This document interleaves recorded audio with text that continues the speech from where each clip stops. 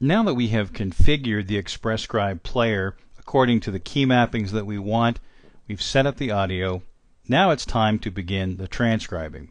And the way you transcribe, I showed you before how to connect a template document to the player, and we're going to bring that up now. You have to have your file selected and then go to where you see a text document or a Word icon and click on that. And what will open is this template document as I indicated, and the transcript is based on a 2-column table.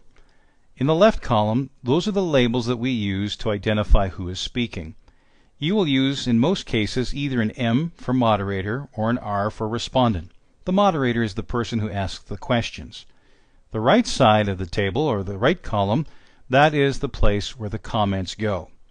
So let's just get started, and I'm going to type some of the first comments here. Group discussion 3, 8th of July.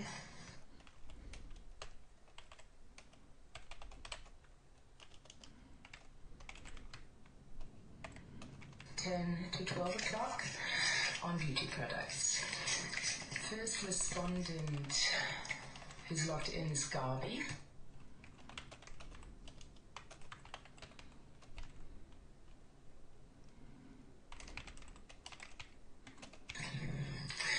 Moderator. Good morning, Garby. Good you here, Garby.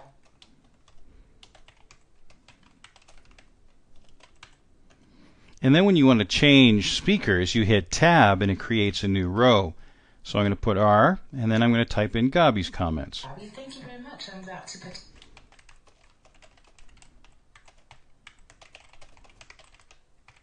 participate. I have a question. What about the allowance?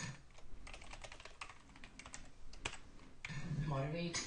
Gabi, the respondent, has finished asking her question, and to pick up where the moderator talks, you hit Tab again, creates a new row, type M for moderator, and then move into the next field. Gabi, I don't know much about this. I'm only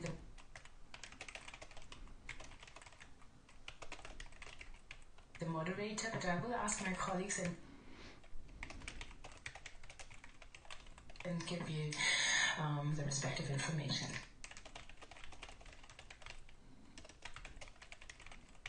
So that's basically how it is. You're going to go back and forth transcribing, and I'm just going to show you, I'm going to sort of fast forward here in this process and show you a bit more. So there you go. As you can see, there's more that I've typed in.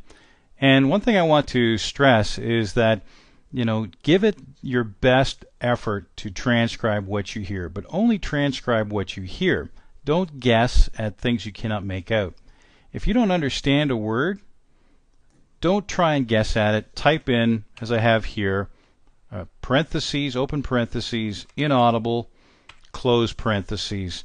And if you're working in a different language, like Afrikaans, or Zulu, or Tswana, do the same. Use it in your language, but have the open parentheses and the closed parentheses, and in the middle write the word inaudible, or whatever the word is in your particular language. And so you just basically go back and forth. Make sure you save your work regularly. We don't want you to lose anything that you've been working on due to a computer freeze or a crash of any kind. One more thing I'm going to point out. If you accidentally hit return on your keyboard and you have one extra line like you have right here, one extra space, just tighten that up. Go and select backspace or delete so that it's a nice snug, the text fits snugly in the field, because that's going to help us in the formatting. It's going to make a big difference. If you have gaps like this, it creates for some problems when we run our macros at the end. But that's basically how you transcribe. And once you've finished transcribing, I'm going to show you now how to remove the audio file from the player. Now, just select the player, select the file I should say, then right click, and you will see delete. Well, don't delete it, because if you delete it, that will remove it completely from your computer. That's a complete delete. What you should do is select done, no reply. Done, no reply just removes it from the player. You will still have access to it. If I go back to load and I want to load it again, here it is, and I select load, it comes back in. But if you select delete, you will delete it from your computer completely, and then you'll have to download it all over again, and perhaps you don't want to do that.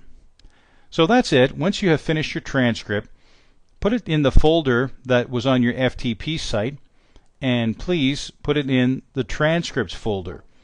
You can also send it back to me via email, but whatever you do when you're done, please send me a notification that says you are completed.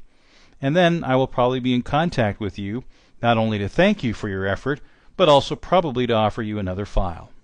Thanks very much for taking part in this tutorial series. If you have any questions at all, by all means, do not hesitate to contact me through email or ask me to give you a call.